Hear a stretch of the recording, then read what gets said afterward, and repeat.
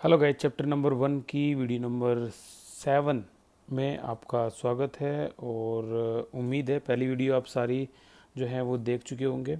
तो इस वीडियो में हम बात करेंगे एक नए टॉपिक जिसको कहते हैं स्टोशियोमेट्री। स्टोशियोमेट्री जो है ये हमारा अगला टॉपिक है। आपकी एनसीईआरटी में ये जो टॉपिक है ये है 1.10 NCERT stoichiometry and stoichiometry calculation. होता क्या है, ये बहुत सिंपल अब जो टॉपिक हैं वो रहते हैं।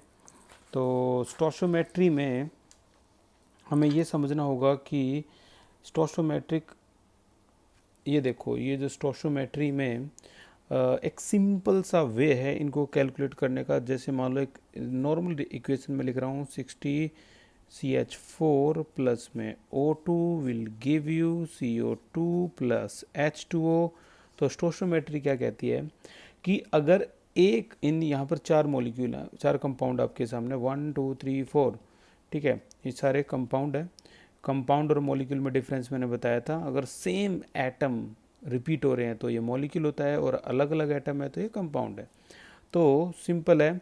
तो यहाँ मैं अगर ये लिखूँ स्टोशियोमेट्री जो है वो क्या होती है, तो यहाँ अगर मैं बोलता हूँ आपको कि बताओ 64 ग्राम मीथेन में, मीथेन का अगर हम यूज़ करें, अगर इन चारों में से स्टोशियोमेट्री बताती है चारों में से कोई भी एक कंपाउंड अगर आपको गिवन है, जैसे 64 गिवन है, तो बाकी बचे हुए तीन कंपाउंड में से कोई भी आप कैलकुलेट कर सकते हो। ठीक है भी, चारों में से अगर एक भी गिवन है तो बाकी बचे तीनों में से कोई भी आप कैलकुलेट कर सकते हो इन ए बैलेंस केमिकल रिएक्शन। इसे बैलेंस कर लेते हैं। 4 है तो यहाँ 2 लगा दो, 2 और 2 4 है तो यहाँ 2 लगा दो। ये बैलेंस होगी अब आपकी। ठीक है, किसी को भी कैलकुलेट कर सकते हैं। सपोज कि हमें कैलकुलेट करना है क्या, CO2 कैलकुलेट करना है। तो कैसे कैलकुलेट करेंगे, रियल इक्वेशन में हम देखेंगे ये 1 है, ये 1 है, तो हम इनके और इसके बीच में क्या रिलेशन निकालेंगे कि 1 मोल CH4 प्रोड्यूस करता है कितना, 1 मोल CO2। ठीक है, ये प्रोड्यूस करता है। अब 1 मोल, मोल कंसेप्ट आपको पहले ही पता है। मोल कंसेप्ट का जो फॉर्मूला है वो क्या था कि मास in gram upon molar mass. इस तरीके से हम लिखते थे मोल कॉन्सेप्ट को। नंबर ऑफ मोल क्या लिखते थे, मास in gram upon molar mass. ठीक है, तो अब सोच के देखो, अगर ये 1 मोल हो गया और ये मास इन ग्राम है, मोलर मास तो उसका निकाल सकते हो ना आप। कार्बन 12 और 16 ग्राम पर मोल। तो ये है आपका 1 मोल, ये है 16 ग्राम पर मोल। मल्टीप्लाई कर दो, आपका आंसर क्या आ गया, 16 ग्राम आ गया। ठीक है, ये 16 ग्राम आ गया मास इन ग्राम। तो यार बड़ा सिंपल एक ही तरीका निकल गया। जो यहाँ 16 है ऊपर का आंसर वही आएगा अगर ये क्या है, 1 है। अरे 1 कब आएगा, जब दोनों इक्वल हो तभी तो आएगा। तो मोलर मास जो भी है आपका, जो भी मोलर मास या मोलिकुलर मास है वही ऊपर की वैल्यू लिख दो, खेल खत्म। तो हम आगे अब इसको स्पीडली करेंगे। तो 1 मोल CH4 को देखें तो भाई इसके अंदर कितना निकल गया, 16 ग्राम CH4 प्रोड्यूस। बिल्कुल वैसे ही यहाँ भी 1 मोल है तो कार्बन 12 32 ऐड कर दो, 44 ग्राम हो गया ये। ठीक है, तो 1 ग्राम जब 16 ग्राम इतना प्रोड्यूस करता है तो बताओ 1 ग्राम CH4 कितना प्रोड्यूस करेगा, विल प्रोड्यूस 44/16। ठीक है, और हमें कितनी रिक्वायरमेंट है 64 की, तो यहाँ लिखेंगे हम 64 कितना प्रोड्यूस करेगा तो मल्टीप्लाई बाई 64। तो आंसर आ गया आपका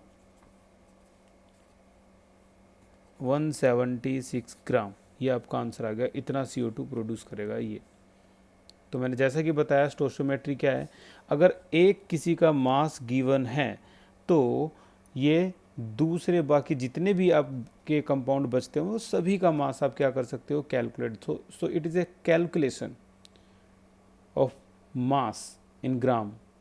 सम टाइम वॉल्यूम भी कैलकुलेट करते हैं लेकिन वो आप हायर क्लासेस में पढ़ोगे। ठीक है, तो किसी को भी कैलकुलेट कर सकते हो। इसी से अगर आप देखो कि अगर ये क्वेश्चन ऐसा है कि हमें मान लो अब की बार CH2O निकालना है तो क्या होता, भाई अब की बार फिर से वही लिखते हैं हम भाई 1 मोल CH4 प्रोड्यूस क्या कितना 2 मोल H2O, इस तरीके से 2 मोल H2O प्रोड्यूस करेगा।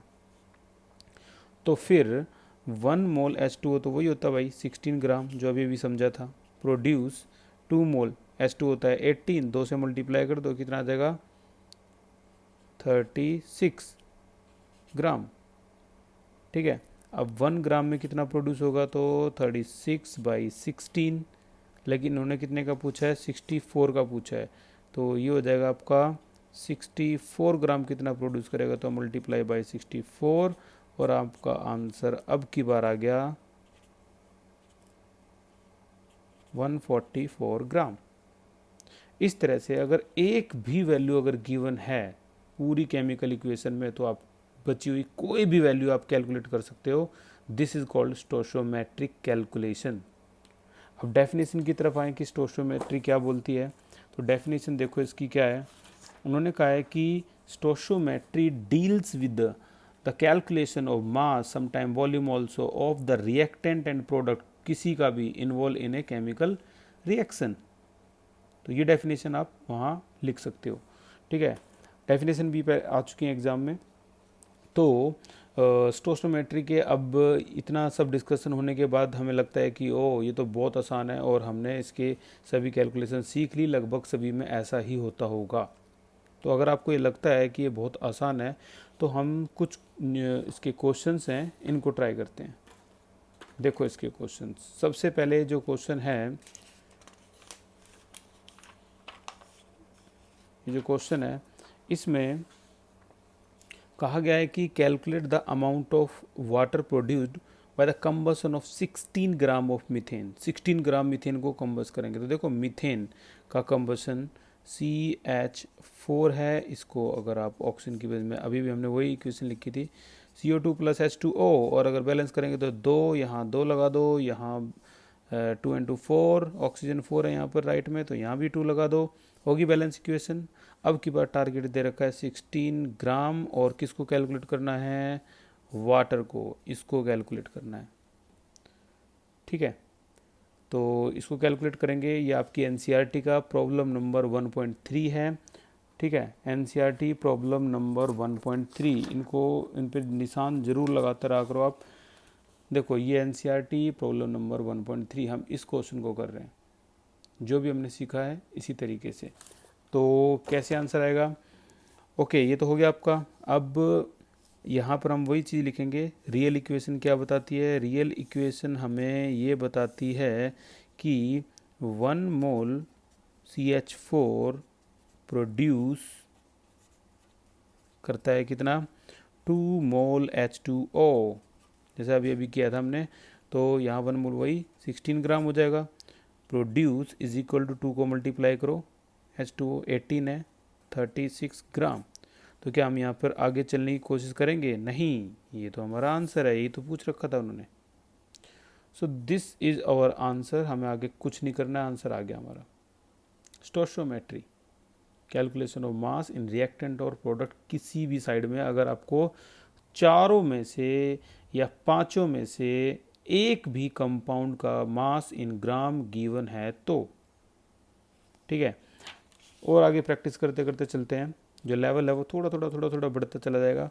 How many mole of methane are required, अब की बार मोल पूछ लिए उन्होंने मीथेन के, okay, to produce 22 gram of CO2 after combustion. ठीक है भाई, फिर से वही इक्वेशन लिखते हैं, methane oxygen will give you CO2 + H2O, balance करेंगे तो 2 है तो 2, यहाँ भी 2 लगा देंगे, बैलेंस होगी पूरी। अब इसमें वो पूछ रहा है क्या, methane, how many methane, methane के नीचे क्वेश्चन मार्क, 22 ग्राम, यहाँ लिख दो 22 ग्राम। ठीक है, ये मीथेन निकालना है भाई। अब इस मीथेन में जो हमें निकालना है, इसमें अभी भी वही केस है, सभी में एक कंपाउंड गिवन है तो बाकी कोई भी कंपाउंड हम ईजिली क्या कर सकते हैं, कैलकुलेट। तो अभी हम इसको कैलकुलेट करेंगे तो क्या लिखेंगे भाई, ये वाली चीज़ लेफ्ट में लिखना है ना, तो लिखेंगे, देखो रियल इक्वेशन में जो हमें बताती है हम उसी को लिख देते हैं, ये रियल इक्वेशन है, बैलेंस इक्वेशन, रियल इक्वेशन, क्या बताती है? 1 मोल CO2 प्रोड्यूस्ड फ्रॉम, किससे? 1 मोल CH4। ठीक है, तो यहाँ 1 मोल CO2 कितना हो गया भाई? 44 ग्राम। ठीक है, 1 मोल वही इसका मोलर मास जो होता है 1 मोल में वही ग्राम होता है, जो ग्राम पर मोल है वही ग्राम है। ठीक है, 1 मोल मीथेन कितना हो गया आपका? वही 16 ग्राम मीथेन। लेकिन उन्होंने तो क्या पूछा है कि 22 ग्राम लें तो क्या होगा? तो 1 ग्राम में क्या होगा? वही 16/44। तो फिर 22 ग्राम में क्या होगा? मल्टीप्लाई बाई 22, आंसर आ गया 8 ग्राम। 8 ग्राम CH4। लेकिन क्या वो 8 ग्राम पूछ रहा था क्या? नहीं, वो तो हमसे क्या पूछ रहा है? वो हमसे पूछना चाह रहा है मोल। मोल का बताओ क्या होगा? तो मोल के केस के लिए हम यहाँ पर इसका नंबर ऑफ मोल निकाल देंगे, सिंपल। तो 1, जैसे 8 ग्राम CH4 क्या होता है? N equal to small m upon capital M। Small m हो गया आपका 8 ग्राम। ठीक है, और कैपिटल M कितना हो गया? 8 ग्राम, और कैपिटल M हो गया आपका CH4 का 16 ग्राम पर मोल। ग्राम से ग्राम कैंसिल आउट, 82, तो मोल ऊपर चला जाएगा, आंसर क्या आएगा? 0.5 मोल। ये आ गया आंसर, 0.5 मोल। इस तरह से भी निकाल सकते हो आप। ठीक है, और भी कई तरीके हैं इसके निकालने के, उनसे भी हो जाएगा, लेकिन ये ईजीएस्ट मेथड है निकालने का। आगे चलते हैं, लेवल को और आगे तक ले जाते हैं। अब की बार इस वाले क्वेश्चन को करेंगे हम। क्वेश्चन है, what mass of N2 will required to produce 34 gram NH3। Equation given है, ये बैलेंस केमिकल इक्वेशन है। प्रोडक्शन ऑफ अमोनिया अगर आपको किसी को नहीं पता हो तो रजिस्टर के टॉप पे हाईलाइट कर लो, दिस इज हैबर प्रोसेस। ये हैबर प्रोसेस है जिसमें प्रोडक्शन ऑफ अमोनिया होती है। आपकी एनसीईआरटी में 11th क्लास में Haber process, Ostwald process, contact process, ये तीनों आएंगी। फिलहाल एक आ गई हैबर प्रोसेस। मैं आपको पहले से ही एक प्रोसेस बोल देता हूँ, देखते हैं आप याद रख पाओगे या नहीं। कॉन्टैक्ट प्रोसेस होती है for the manufacturing of H2SO4, king of acid. ठीक है, तो हैबर प्रोसेस में आपको क्या चीज़ बतानी है? Mass of NH2। Okay, question mark, इसके नीचे लिख दो 34 ग्राम, इस तरह से। अब जो बैलेंस इक्वेशन है उसी से ही हम अपने आंसर को ले चलेंगे भाई। 2 मोल NH3 प्रोड्यूस्ड किससे?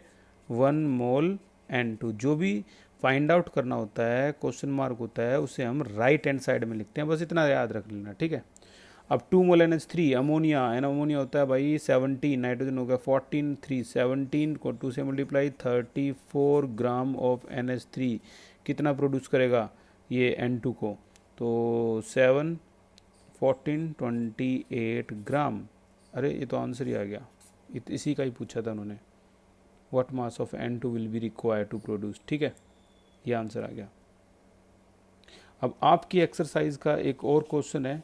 अब तक तो चलो ठीक है, ये आसान आसान है। 36 जो एक्सरसाइज का क्वेश्चन है, इसको निकालो अपनी एनसीईआरटी में। Question number 36, exercise 36। अब ये खास क्वेश्चन में के अंदर हम एंटर हो चुके हैं, और निकाल के इस पे लगा दो मोस्ट इम्पोर्टेंट। ये जो कैटेगरी है ये मोस्ट इम्पोर्टेंट कैटेगरी है। 36 देखो, 36 में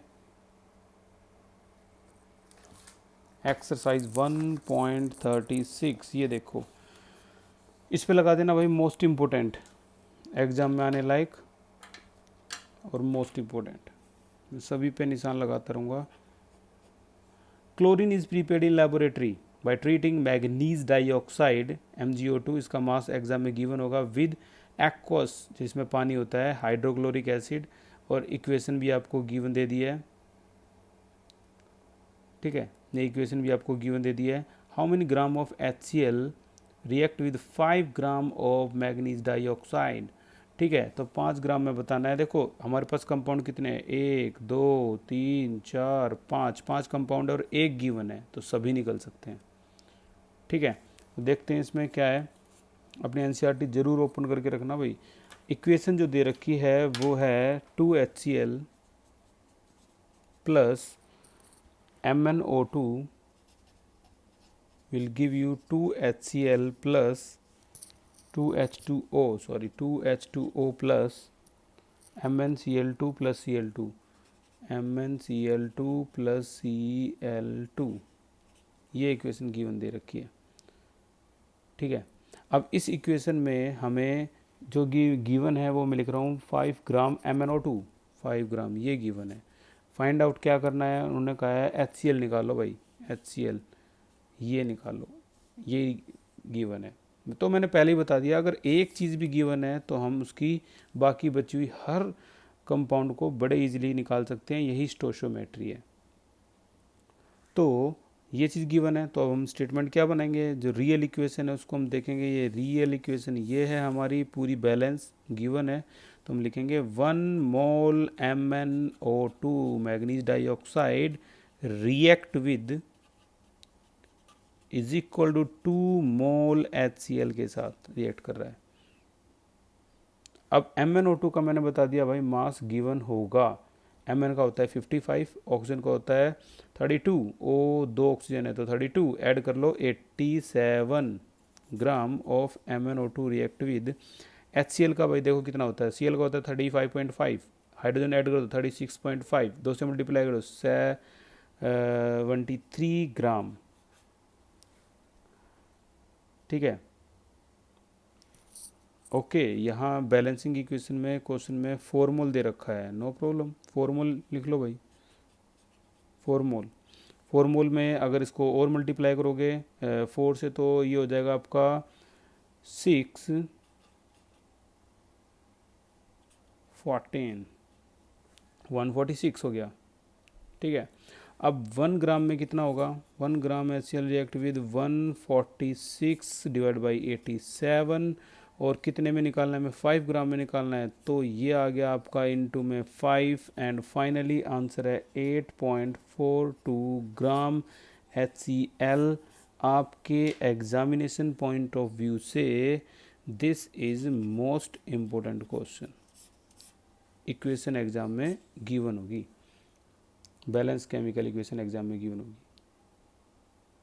ठीक है, तो आंसर आ गया 8.42 ग्राम HCl। तो इस तरीके से आप ये स्टोशियोमेट्री को ख़त्म कर सकते हो। ये कंप्लीट स्टोशियोमेट्री थी, और कोई भी जो क्वेश्चन है उसको आप बड़े इजीली निकाल सकते हो। ठीक है, तो अभी हम लिमिटिंग रिएजेंट जो इसके जस्ट बाद का टॉपिक है उसको सीखेंगे।